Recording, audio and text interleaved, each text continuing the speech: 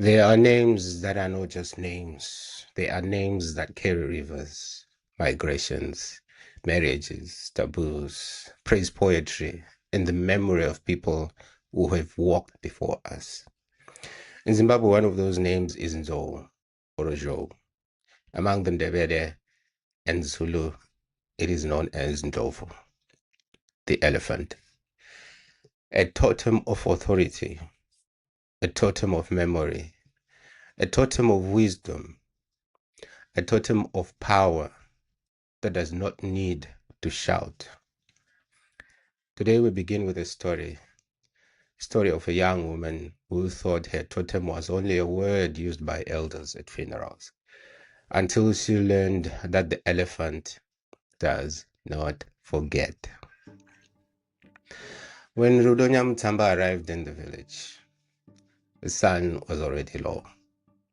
She had traveled from Harare in a combi packed with bags, cooking oil, relatives, and the heavy silence that follows death. Her grandfather, Sekurunya Mutsamba, had died 3 days earlier. To Rudo, he had always been a quiet old man, with cracked hands and slow stories. A man who sat under the Musasa tree and remembered things nobody else seemed to care about. But at his funeral, she discovered that the village knew him by a bigger name. Maita Nzou, Maita Samanyanga, Maita Mukahuru. The words moved through the gathering like smoke. Rudo heard them again and again and again. Nzou, Samanyanga, Mukahuru. She knew Nzou meant elephant, but she did not know why people were saying it as if they were bowing before a king. She leaned toward her cousin and she asked, "Why do they keep calling him elephant?" Her cousin responded, "It is our Mutupo." "I know that, but what does it actually mean?"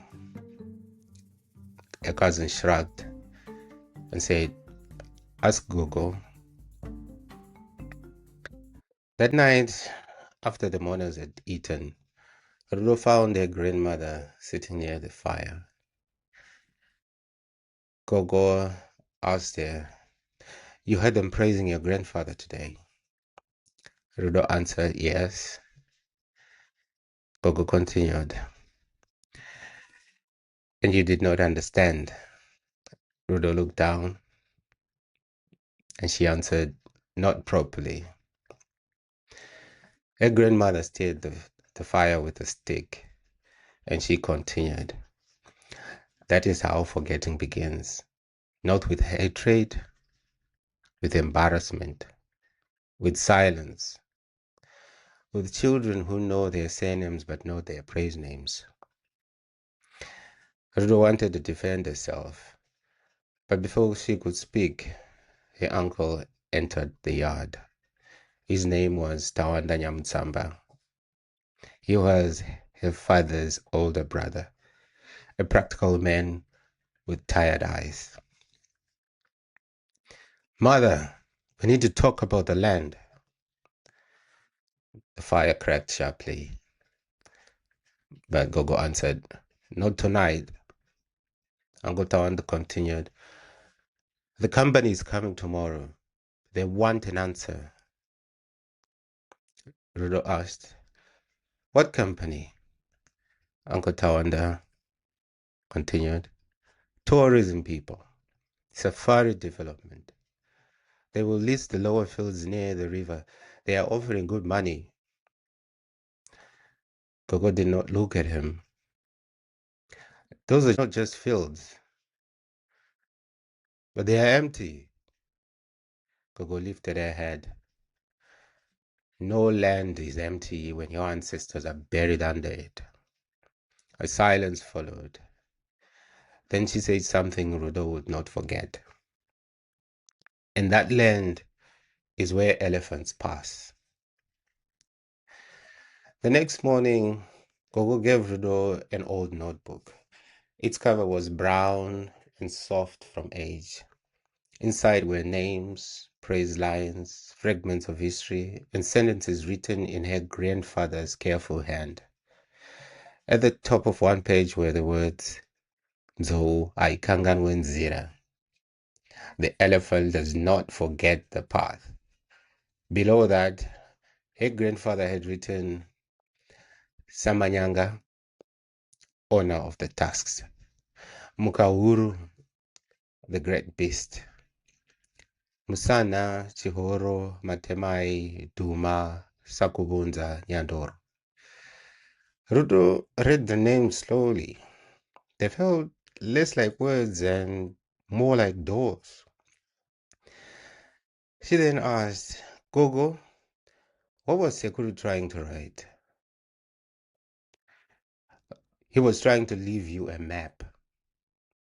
A map to where? To yourself.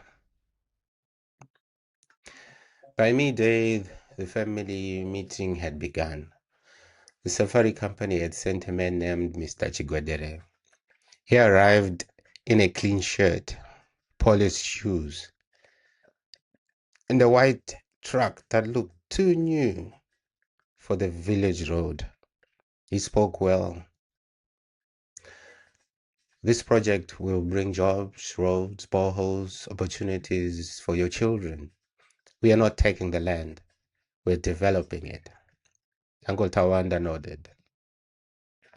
And he said, we cannot eat praise names. We cannot pay school fees with totems. Some relatives agreed. Others looked away. Then Gogo spoke. A hungry person can be persuaded to sell even the doorway of their own house. The meeting became tense. Rudo watched their uncle's face. He was not smiling. He was not greedy. He looked desperate. Later, she found him behind the kitchen hut. Why are you pushing this so hard? He was quiet for a long time. Your grandfather's hospital bills. I borrowed money. More money than I can repay.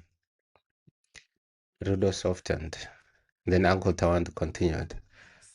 People speak of heritage when they are not the ones owing money. And then he walked away before she could answer. That evening, Rudo sat with Gogo and asked her to watch her. And asked her to teach her. Not everything, just the beginning. What does Samanyanga mean? Honor of the task. It speaks of dignity, strength, and inheritance. Tusks are not small things. They announce the elephant before it speaks. And Mugahuru, the great animal, the one whose presence changes the forest. Why are we not allowed to eat elephant meat? Gogo looked at her carefully. Because a totem is not only decoration, it has rules. It teaches restraint. She paused. For the whole people, the elephant is not just meat. It carries the name of the clan. To harm it carelessly, to eat it casually, is to forget the boundary between hunger and identity. But what if people are poor?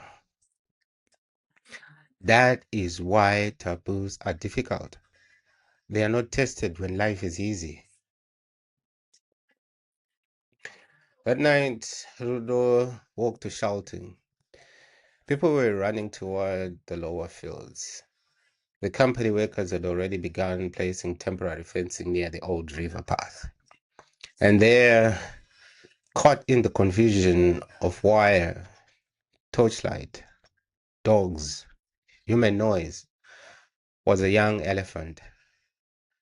Not huge, not yet, but large enough to frighten everyone. It pushed against the fence, panicked and trapped. The villagers stood at a distance. Some shouted for it to be chased away. Others called for wildlife officers. Rudo saw her uncle standing near the fence, frozen. The elephant cried out, deep, terrified, ancient. Gogo's voice cut through the noise. Tawanda! He turned. Will you become rich by wounding one carries your name? The words struck him harder than any accusation. For a moment, he was a boy again, standing beside his father, hearing the old praises. Then he moved. Cut the wire. Are you mad? One villager interjected. Cut it. Rudo ran to help. So did others. Together they pulled down part of the temporary fence. The young elephant hesitated. Then it found the opening. It moved slowly at first, then disappeared into the dark line of trees. The people stood in silence. No one clapped. No one cheered. Something older than celebration had happened. By morning, the story had spread. The company claimed it was a misunderstanding. The villagers knew otherwise. Rudo brought out her grandfather's notebook. She played recordings she had made of Gogo's memories. She showed family the old names connected to the land, the river, the elephant path, and the burial places. Then the elders asked her to speak. Rudo stood. Her hands shook. She did not know the full praise poem. She did not know all the branches. She did not know every rule, but she knew enough to begin. Ndiri Nzou, she swallowed. Ndiri manyanga, mugauru. Some people smiled, not mockingly, proudly. She continued. I did not understand what that meant. I thought it was just something said at funerals. But now I know it is also a responsibility. If we sell everything, what will our children inherit? Money that disappears? Or a name that still has a place to stand? She looked at her uncle. We must solve the debt, but not by cutting the path of the elephant. The land was not sold, not in that way. Instead, the family and village negotiated something different. A community-led heritage and conservation project. One where the people remained custodians and not spectators. One where the elephant corridor was protected and the village benefited without surrendering its memory. Rudo returned to Harare carrying her grandfather's book. Months later, she began recording elders, totems, praise names, taboos, clan histories, forgotten branches. She called the archive Mukahuru, the memory of totems. And one afternoon, her young cousin asked her, why do we praise an elephant? Rudo smiled. Because the elephant teaches us not to forget. The story of Rudo is fictional, of course, but the questions inside it are real. What does it mean to belong to a totem? What happens when a name survives, but its meaning is forgotten? And why does the elephant hold such a powerful place in Zimbabwean identity? Let us look more closely at Nzou, Jou, and Ndlovu totem. In Shona, the elephant totem is commonly known as Nzou or Ojo. In Ndebele and Zulu, it is known as Ndlovu. In Venda, related forms include Tlo and Love. In Tsonga, the elephant may be known as Ndlovu. These variations show us something important. The elephant identity is not locked inside one language only. It travels across communities, regions, and histories. The name changes, but the animal remains the same. The elephant remains a symbol of weight, dignity, memory, authority, and ancestral depth. And so Ndlovu totem is not a single flat identity. It contains many branches, praise names, and lineage variations. Among the names associated with these broad elephant lineages are Samanyanga, Matemai or Matemavi, Chihoro, Mukauru, Musana, Duma, Sauni, Sakubunza, Mushavi, Ndlovu, Gasheni, Pongo, Kazingelwayo, Mtiane, Unendoro or Nyandoro, Nari, Unendoro, Yamashisha, Mbano.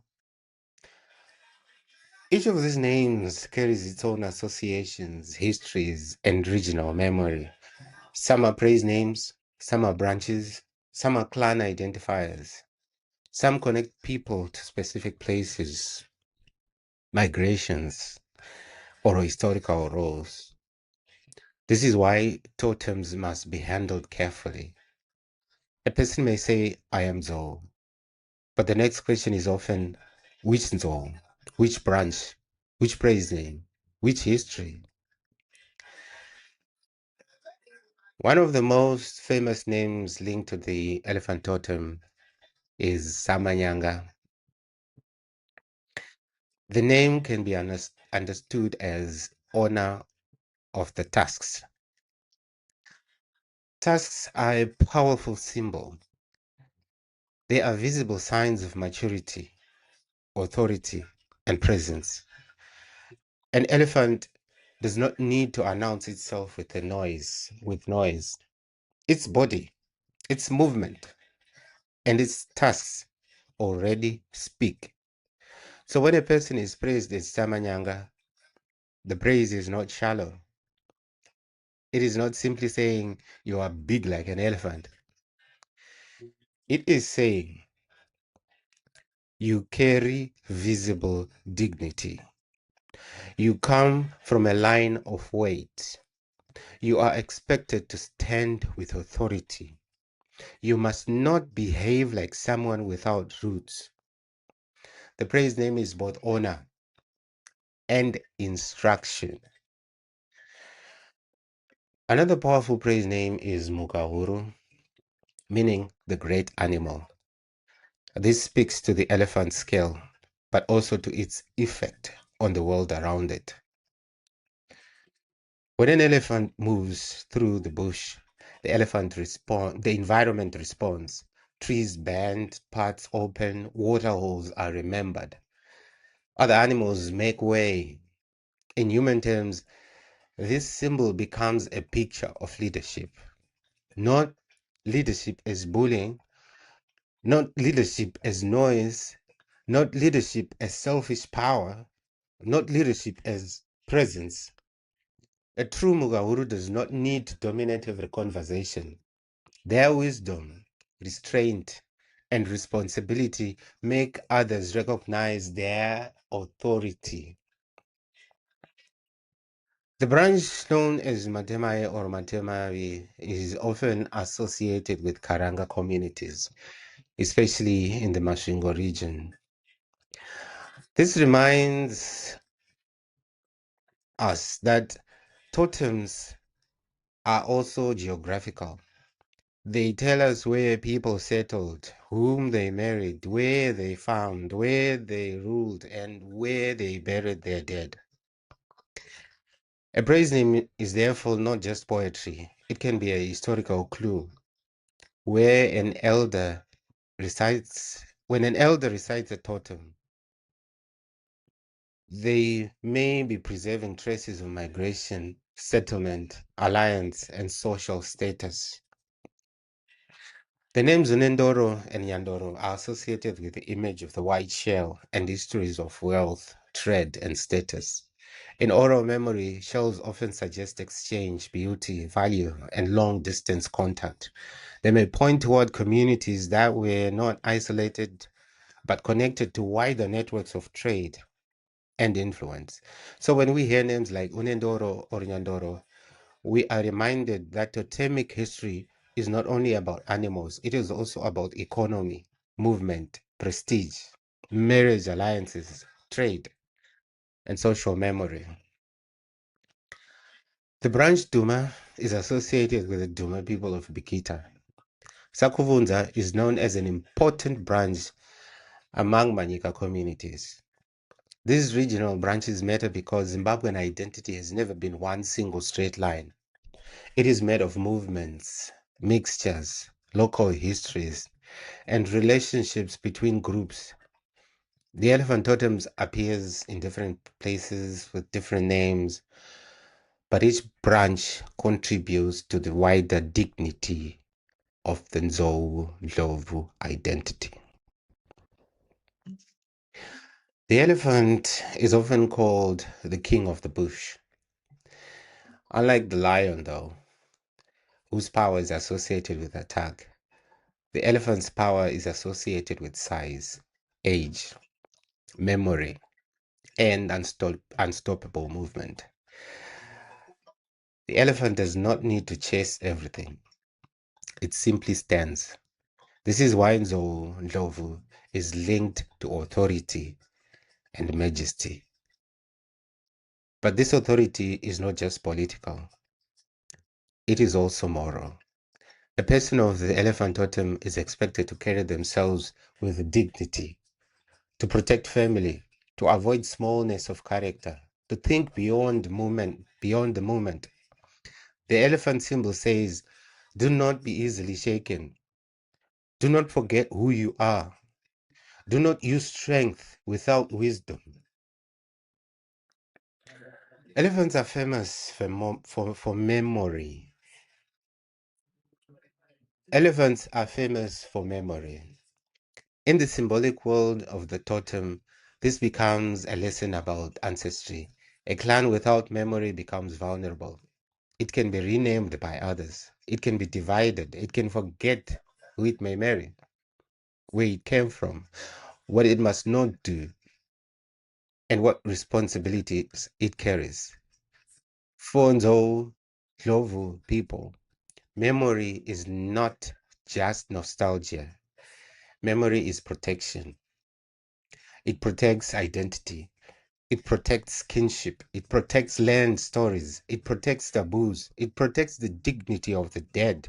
That is why in our story, Sekuru's notebook matters. It represents a truth many families face today. When elders die without passing on knowledge, whole libraries disappear. The elephant is powerful, but it is also associated with care.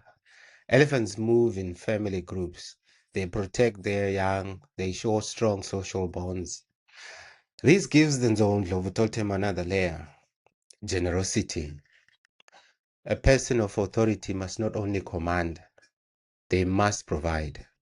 A strong person must not only be feared, they must be trusted. In this sense, the elephant teaches that greatness is not measured by how much space you occupy, but how many people feel safe in your presence.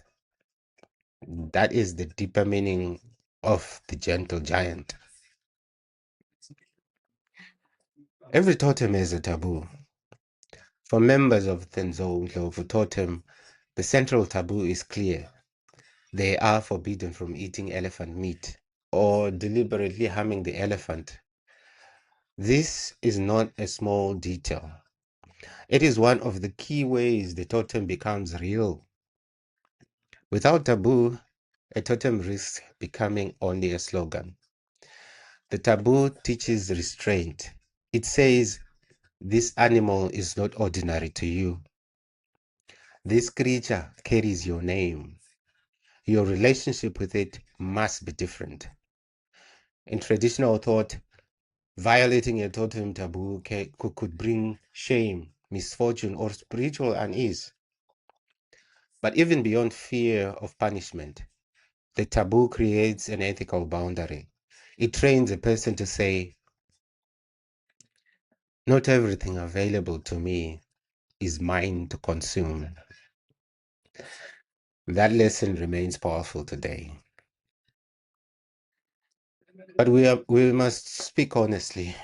Taboos exist in real life where people face hunger, poverty, displacement, and changing beliefs.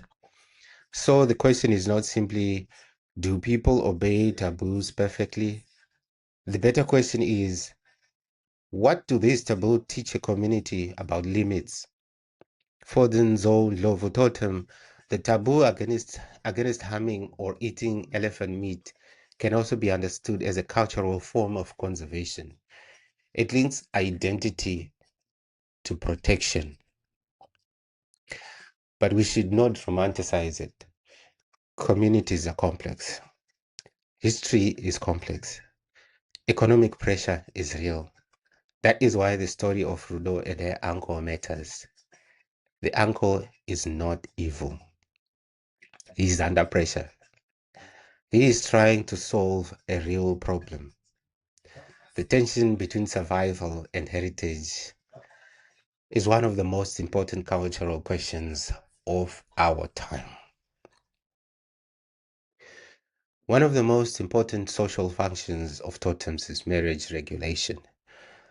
A person who is Nzou Samanyanga cannot simply marry someone who is Nzou Mantemai and say, but we are different branches.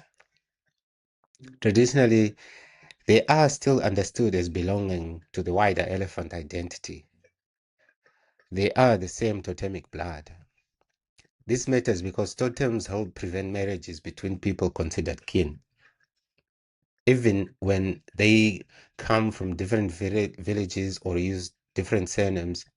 So when someone asks about Yo Mutupo, they are not only making conversation, they may be asking, who are your people? How are we related? Can our families marry? What histories connect us? Totems are social maps. Women of the elephant totem may be respectfully addressed as Vana, Nzou, or Ndlovu, or Chiera, depending on language and community. These titles carry honor. They are not just labels. They place women within the dignity of lineage. In many family settings, praise names are used to show respect, calm conflict, express gratitude, or honor someone during ceremonies. A person may be praised before being asked for a favor. A bride may be honored through her totem. An elder may be addressed through their praise name rather than their personal name. This is how language preserves respect. Before written records became common, totems helped preserve history. They carried information about descent, migration, marriage rules, leadership, and spiritual identity. A totem could tell you where a people may have come from, which groups they were connected to, what animal or symbol represented them, which names were used in praise, which marriages were forbidden, which taboos had to be observed. In this way, totems worked like living archives, not kept in libraries, kept in mouths, in ceremonies, in greetings, in funerals, in weddings, in praise poetry, in the memory of grandmothers and grandfathers. The Ndlovu totem is often spoken as one of Zimbabwe's ancient and prestigious lineages. In some traditions, it is linked to early authority, spiritual leadership, and the deep history surrounding Great Zimbabwe before later dynastic shifts. Whether told through formal history or oral tradition, the important point is this: the elephant totem carries an image of old power, not temporary power, not borrowed power, but ancestral power. The kind of power that stands behind rulers, ritual leaders, rainmakers, merchants, and custodians of land. In some regions, Nzou and Ndlovu elders have been associated with rainmaking practices. This connection makes symbolic sense. Elephants are linked to water. They remember water sources. They move through forests. They open paths. They survive by knowing where life is hidden in the land. So the elephant becomes a bridge between authority and fertility, between leadership and rain, between memory and survival. Rainmaking is not simply about weather. It is about the relationship between people, land, ancestors, and moral order. When elders were consulted, they were not treated as magicians in a shallow sense. They were custodians of relationship between the living, the dead, the land, and the unseen. Today, many Nzou, and Ndlovu people live in cities. They are teachers, developers, nurses, artists, engineers, builders, footballers, musicians, pastors, entrepreneurs, and students. Some know their praise names well, others only hear them at funerals. Some can recite long clan praises, others only know one word: Ndlovu, or Nzou, or Samanyanga. But even one word can be a doorway. Modern life does not have to erase totem identity. It can preserve it differently through recordings, family WhatsApp groups, podcasts, digital archives, children asking grandparents questions, weddings where praise names are explained, not merely performed. The challenge is not whether a tradition can survive modernity. The challenge is whether we care enough to carry it forward with understanding. The elephant totem is also visible in public life. One of Zimbabwe's beloved cultural figures, Oliver Mtukudzi, was widely known by the praise name Samanyanga. That name became more than a clan maker. It became part of his public identity. In sport, names such as Ndlovu have also carried national recognition, including famous footballing families and figures. Peter, the flying elephant Ndlovu. This shows how totems continue to live in modern spaces: music, football, politics, public memory, and everyday identity. A totem is not trapped in the past. It walks into stadiums. It sings on stages. It appears on birth certificates. It enters boardrooms. It survives in nicknames. It travels with migrants. The elephant keeps moving. So what does the Ndlovu totem teach us? It teaches that power without memory becomes dangerous. It teaches that relationship is not noise. It teaches that leadership is not noise. It teaches that dignity can be quiet and still be unshakable. It teaches that identity is not only what we call ourselves, but what we refuse to betray. For Ndlovu people, the elephant is not just an animal of size. It is a moral symbol, a reminder to stand firm, to protect the young, to remember the path, to carry authority with generosity, to know that greatness is not domination, but responsibility. And for those who do not belong to the Elephant Totem, there is still a lesson here. Every family has a memory. Every name has a path. Every elder carries a library. And every generation must decide whether that library will be preserved or lost. At the beginning of today's episode, Rudo thought her totem was only a word spoken by old people. By the end, she understood that Nzou was not simply a name. It was a map, a warning, a blessing, a responsibility. So to the children of the elephant, Maita Nzou, Maita Jo, Maita Ndlovu, Maita Samanyanga, Maita Mkauru. May you remember the path. May you carry your strength with wisdom. And may you never become so modern that you forget the name that carried you here.